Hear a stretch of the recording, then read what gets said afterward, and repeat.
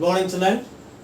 In the lesson agriculture, the last part is impact of globalization on agriculture.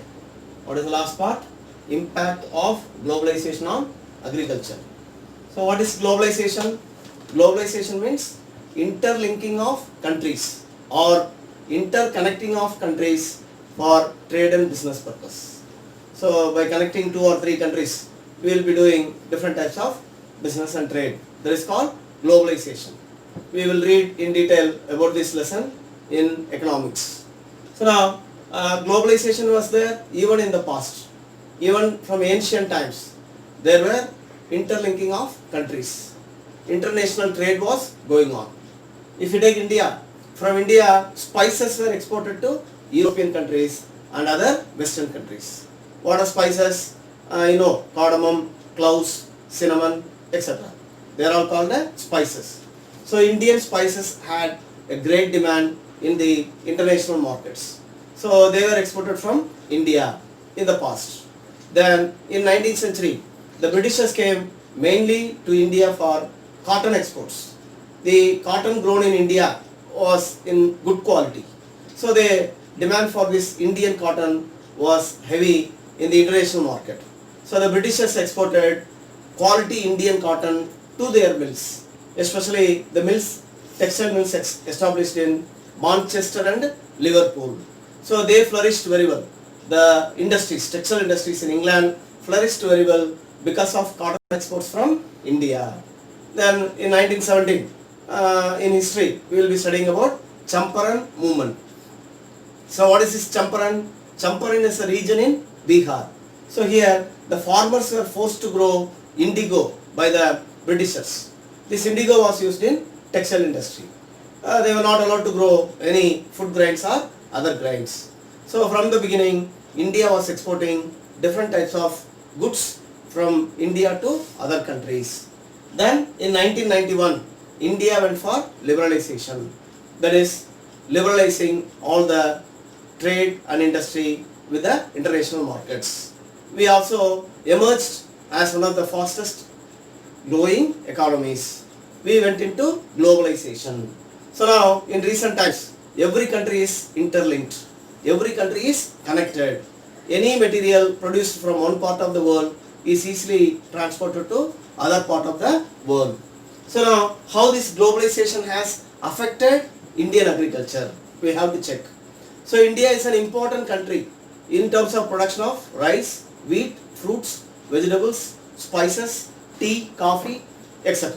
So almost different types of food products and other agricultural products India is producing. But our farmers are facing very stiff competition in the international markets because the food products or any agricultural product brought by other countries, they are brought on highly subsidized materials. So the farmers in Western countries, they get lot of subsidy. So they get everything in less cost. So the cost of production of agricultural goods for the Western farmers is very less. So they bring the products to the international market and they sell it for very less rate. Whereas Indian farmers, we struggle a lot. The farmers are not able to sell their products at a low cost. So now Indian agricultural products are facing high competition, very stiff competition in the international markets. Next one, in India, marginal and small farmers, they are not taken proper care. Marginal and small farmers means very small farmers. The farmers who have 1 acre or 2 acres, they are called marginal or small farmers. So the government should take special steps to bring up this marginal and small farmers. As per 2011 population census, in India, 833 million people, they lived in rural areas. That means 83.3 crores of people, they lived in rural areas. And they have 250 million hectares under their ownership. So if you calculate, then every farmer in India has only half hectares of land. That is less than 1 acre of land. So the land holding pattern in India is very small. So instead of going for growing food grains, the farmers must go for growing high value crops. That is called diversification of farming. Some more problems happened in India. What is that? Green Revolution. This Green Revolution was introduced in 1960s. So every Indian thought that Green Revolution would bring lots of changes. But at the initial stages, it brought lot of changes. Production went up. But in recent times, Green Revolution has caused many problems. Main problem is land degradation. Because of overuse of fertilizers, insecticides and chemicals, land has got degraded. So the production capacity of land has come down. Aquifers. Aquifers means water tables in India has dried. It has gone down. The water table has gone down in India. The production capacity also has come down. So now Green Revolution has become a failure. Then now presently we have gone for Gene Revolution. What is Gene Revolution? Modification of the genes of seeds and developing hybrid variety of seeds. Hybrid variety of seeds. How? By modifying the genes of the other seeds and developing hybrid variety of seeds. That is called Gene Revolution. So now in recent times we have gone for hybrid variety of seeds, and that has helped in the development of agricultural products. Okay. Then organic farming is also in vogue. Means presently most of the people, they want to have organic food and they want to go for organic farming.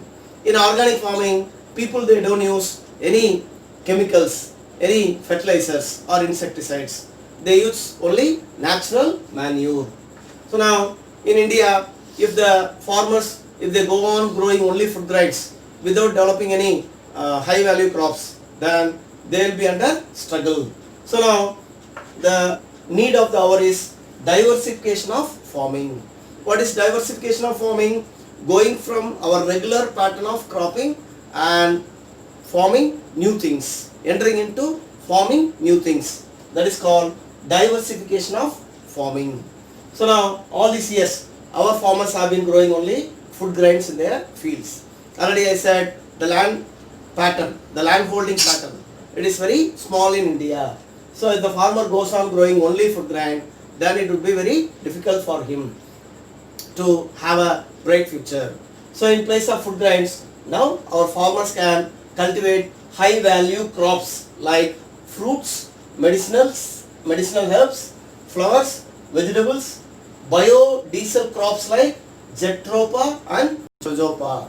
What are the high value crops? Fruits, medicinal herbs, flowers, vegetables, biodiesel crops like Jatropha and Jojoba. Now these high value crops, they need less irrigation. They don't need high irrigation like rice or wheat or sugar cane. They also don't spoil the environment. They don't lead to any environmental degradation. Land degradation in growing all these crops is very less. That's why the need of the hour is diversification of farming. Sometimes you may think that if we grow only these high value crops, then how can we feed the millions of people in India? Almost our population is 130 crore. So it is not possible. So now if you take some of the countries which have become very successful by growing high value crops, there are 3 countries: Israel, Chile and Italy. What are the 3 names? Israel, Chile and Italy. So these countries, they are cultivating high value crops like fruits, olive oils and wines. They are exporting these high value crops to other countries and they are importing food grains. So in the future, Indians also must follow this system. What is the system? Instead of growing food grains, let us go for modification of agriculture, cultivation of high value crops, so that we will get more cash. With that cash, we can import food grains from other countries. In this way, we will be able to save our farmers who are struggling in recent times. So the farmers are very important. They are the backbone for this country. So they should be protected. They should be saved from taking very serious steps like suicides and other things. That's why the government should go for giving more subsidies. The government should divert the farmers or direct the farmers to grow high value crops in place of food grains. With this, the lesson is completed and you have to go for revision of this video twice or thrice to have a clear cut idea of what is the impact of globalization on agriculture. Thank you.